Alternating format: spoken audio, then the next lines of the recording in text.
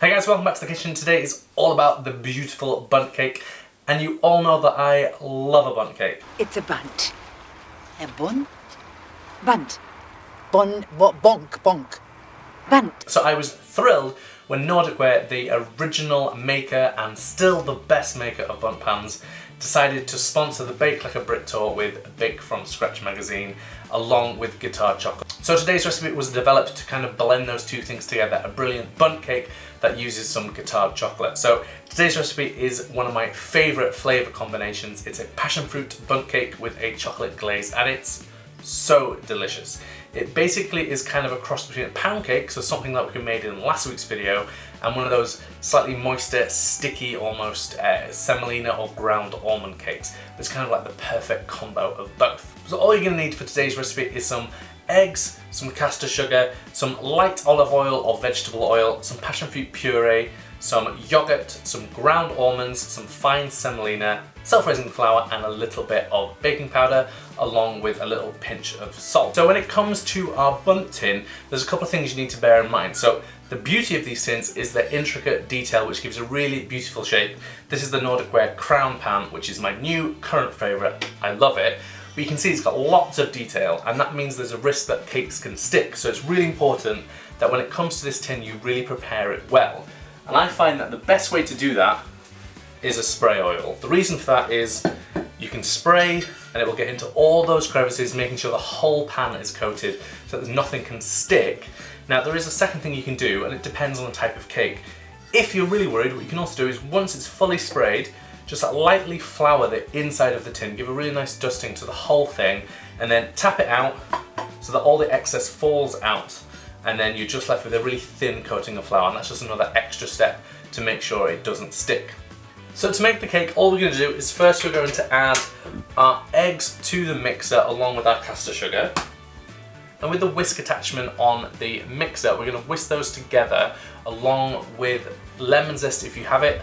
Whisk that together for about 5 to 10 minutes, just until it's really light and there's a slight ribbon in the batter. And what that does is whisking it up will just add a little extra lightness to this cake and make a really beautiful texture. So whilst that's whisking, we're going to take our other ingredients. We're going to take our oil, our yogurt and our passion fruit puree and just whisk those together just roughly until they've come together. And then once our egg mixture is nice and thick, we can lift that from the mixer, pour in our passion fruit mixture and just whisk that through to combine.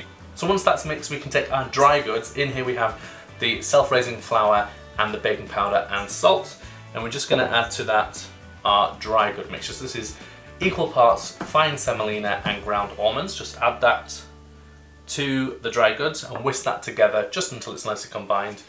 So for this bit, I like to do this in a large mixing bowl rather than the mixer, just because there's a lot of batter and the mixer might be a teensy bit too small unless you have one of the bigger models. So just take that mixture off the stand mix and then pour that into our dry goods, and then simply take a whisk and just whisk that together until that's nice and uniformly mixed, making sure you scrape the bottom where the flour mixture is.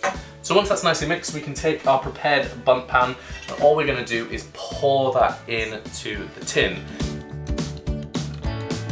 That's now going to go in the oven for about 50 to 60 minutes until a skewer inserted into the middle comes out clean. Now it's really important that when you take the bundt out, you leave it for 10 minutes on a wire rack before you invert it and turn the cake out. If you try and do it before those 10 minutes are up, it's very likely the cake will kind of collapse and stick because it hasn't fully set yet. So 10 minutes is that nice sweet spot where it'll just come out really nice and easy.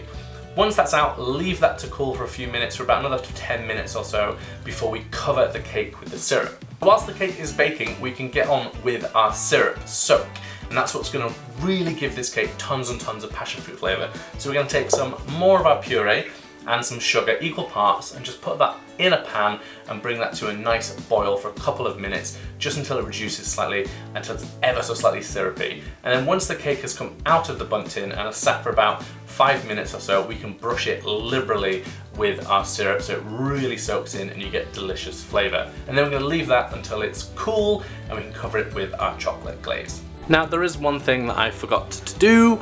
This recipe was originally designed for a bigger bundt tin, and I forgot to reduce the recipe for this one, so it is going to slightly dome and it may even overflow a little bit. So I'm going to show you how to rescue if you put too much in a bundt tin.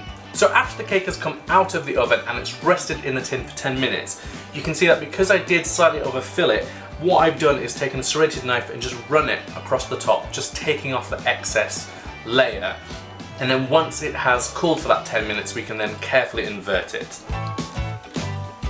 So whilst the cake cools, let's talk about chocolate. So over the last year or so, I switched all of my chocolate use to the San Francisco-based company Guittard.